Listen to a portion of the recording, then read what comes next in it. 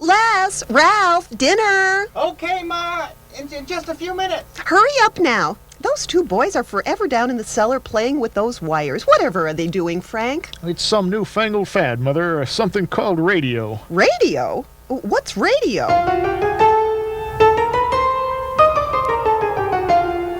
Mrs. Atlas had a very good question. At that time, radio was just an infant. But that was soon to change. In a few short years, this innovation would bring the world into people's homes all over America. The story begins in Mrs. Atlas's own basement. Les and Ralph Atlas had a hobby, operating an amateur spark station in the basement of their Lincoln, Illinois home. By 1923, that hobby became a viable broadcasting station. The family produce business was licensed with a power of 200 watts and assigned its now famous call letters. This is WBBM Radio in Lincoln, Illinois. The next year, Mr. Atlas sold his produce business. The family and the radio station moved to Rogers Park in Chicago. And WBBM was back in the basement, on the air 3 evenings a week with recorded music. Barney Google with his googly eyes. 1925. WBBM Radio got its first real studio at the Broadmoor Hotel. Les Atlas combed the streets of Chicago for live entertainers, literally pulling people off the street and up to the mic. His philosophy worked. Programs were planned. The audience grew. And with this success, Chicago radio had its first sponsors. By the late 1920s, WBBM Radio meant live entertainment.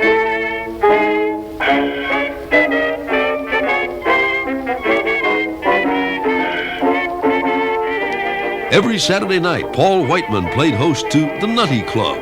Live from the Granada Cafe, the King of the Nuts hosted guests like Helen Morgan, Ted Lewis, and the King's Jesters.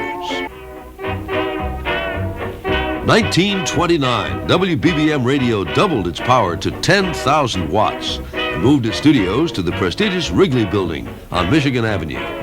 BBM hit the big time, and people noticed. People like the founder and president of the Columbia Broadcasting System, William Paley. 1931, Mr. Paley made Leslie Atlas an offer he couldn't refuse. 20 years after he took up his hobby, Mr. Atlas sold WBBM Radio to CBS. He stayed on as vice president of CBS in Chicago, still upholding his commitment to live entertainment. Columbia Network shows joined local Chicago programs to make WBBM Radio the world's best broadcast medium. Hello, London. This is New York calling you. This is Bob Trout calling H.V. Kaltenborn in London. New York calling London. Mr. Kaltenborn, if you can hear us.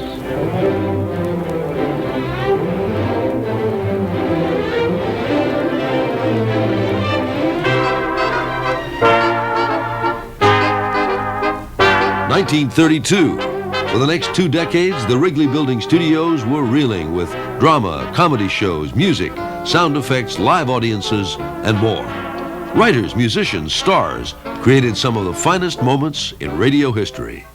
The WBBM Air Theater had it all. I love to spend each Sunday with you. Campbell's Soup bring you Amos and Andy.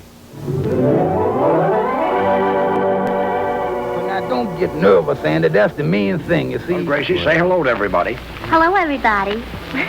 Oxidol's own Ma Perkins.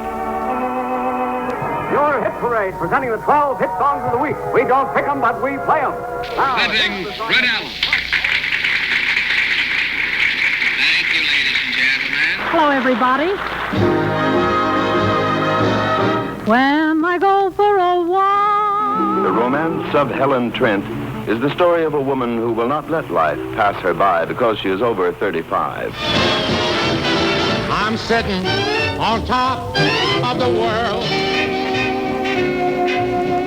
By 1941, WBBM was broadcasting with 50,000 watts of power. And that year, the station received a new frequency, 780 on your radio dial. Yesterday, December 7th, 1941, a date which will live in infamy. With that announcement, WBBM programming shifted. Daytime dramas reflected the country's concerns about the war. The public wanted to know what was happening overseas. CBS News was there with some of the greatest journalists of the time. Reporters like Edward R. Murrow. The 4,000-pound high explosives were bursting below like great sunflowers gone mad. This is Bob Trout speaking to you from New York, opening Columbia's shortwave transatlantic program to cover the key cities of Europe. Robert Trout, Eric Severide, Charles Collingwood. And the beach is lined with men and materials and guns, trucks, vehicles of all kinds. Howard K. Smith. And people like John Harrington and Fahey Flynn at WBBM in Chicago. Here is Fahey Flynn. Hello, everybody. If you've been contented with Mother Nature's offering the past 4 days, you'll think it's great to be... 1945, the war was finally over. The country began to have fun again, and WBBM joined in with remote broadcasts from ballrooms across the city and more live shows from the Wrigley Building. The next news broadcast will be heard at 11 o'clock. This is the WBBM Air Theater, Wrigley Building, Chicago 11. Hi, you girls! Time to go shopping with the missus in the Dell Farm Supermarket at 3749 Cottage Grove Avenue, where Willard Mosley and Entertainment was back. William Paley was determined to make CBS the country's #1 radio network. Paley rated the roster of big comedy stars at arch-rival NBC. Look at that crowd slide down the gangplank. I thought they would never step on them banana peels I was dropping. Bishop Benny, will you please pay me my money now and don't keep me waiting like always? Oh, yes, Professor. How thoughtless of me. I'll go into my vault and get your money. Or just give me the facts. Oh, you want those things? Yes. It's a little out of my line. Yes, I know. In the early 50s, CBS became the network of the stars, many of whom would soon be moving over to that new medium, television. Local programming became more important than ever to WBBM. News with Julian Bentley joining the WBBM news desk, and entertainment with a staff of writers, producers, singers, and musicians putting hundreds of original live shows on the air every week. By 1951, WBBM had become Chicago's showmanship station. The live one is WBBM. Live from our WBBM studios in Chicago, it's the Music Wagon. Now here's our wagon master, Mal Belair. Thank you, Ollie. And good morning, everybody. And we've got hubbies off to work and youngsters off to school. Yes, it's the Luncheon Show. This is Josh Brady with Billy Leach and Carol March. Welcome to the Supper Club.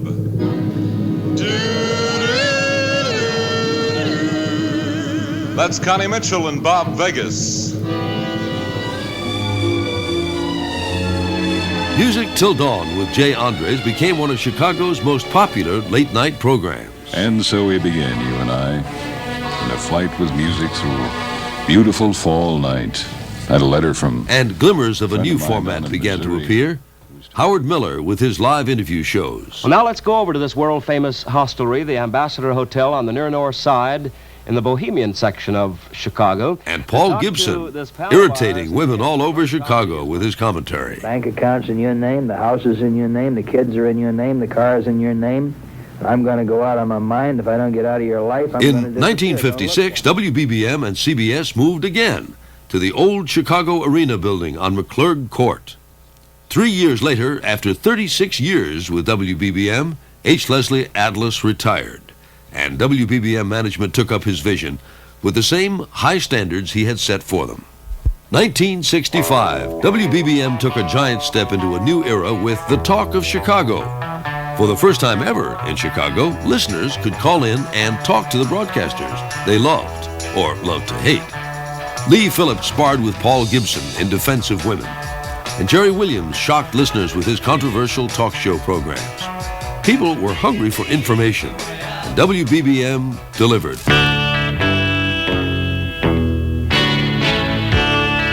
1968, WBBM made its boldest move. carrying on the Les Atlas formula for success. To know what the audience wants, even before they do.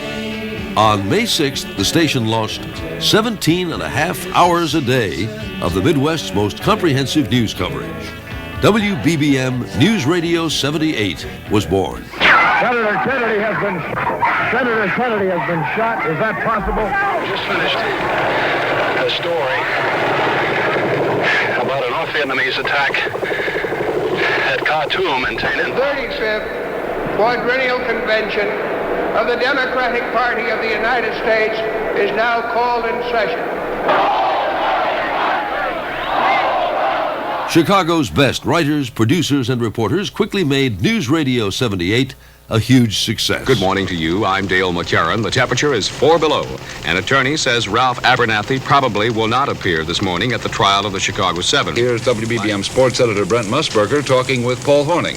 Paul, a hockey player, a friend of yours, Jim WBBM's Bob Crawford reports. Telling newsmen that he used logic and persuasion rather than pressure, Mayor Daley expressed... John Madigan, WBBM Newsradio 78. The people and resources of CBS News and the CBS Radio Network have given WBBM its programming edge for 20 years. I still hope that in a day or 2 or 3 days, the Marines will have cleared that section. The Osgood File, Charles Osgood, CBS News. Some Republicans seem to think George Bush could beat Michael Dukakis. The World Tonight, Friday, April 1st. Douglas Edwards, CBS News. For the past 20 years as Chicago's all-news station, WBBM has never lacked for the best talent.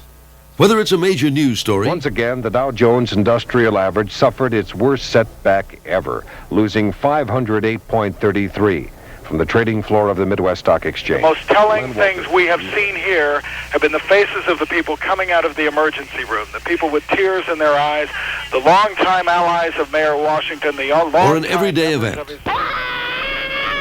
That's 11-year-old Matthew Woodfolk from Ray School describing the film of a roller coaster descending, captured on the Omnimax movie screen. With hurricane-force wind gusts on the lakeshore, glass and board-up companies did a land office business. And on North Michigan Avenue between Oak and Delaware, scaffolds came loose. The Newsradio 78 staff has always come through with Chicago's most insightful radio news coverage. In touch with Chicago, WBBM News Time, 6:05. Good morning, everybody. I'm John Hultman. And welcome to Thursday, everyone. Top of the morning to you. I'm Felicia Middlebrooks. Oh, you have a nice day ahead. They live out WBBM's pledge to be Chicago's best, whether it's ongoing involvement in the community or up-to-the-minute coverage of the world's breaking news. WBBM's commitment to news, in keeping with the rich tradition of CBS, was right in 1968, and it's still right today. 1988. WBBM Radio has come a long way in the past 65 years, but our commitment has not changed. To anticipate the needs of the people we serve and then respond. Only now, we do it even better. Giving you the world every 30 minutes. Chicago's all-news station, WBBM Chicago. Mr. Atlas would be proud.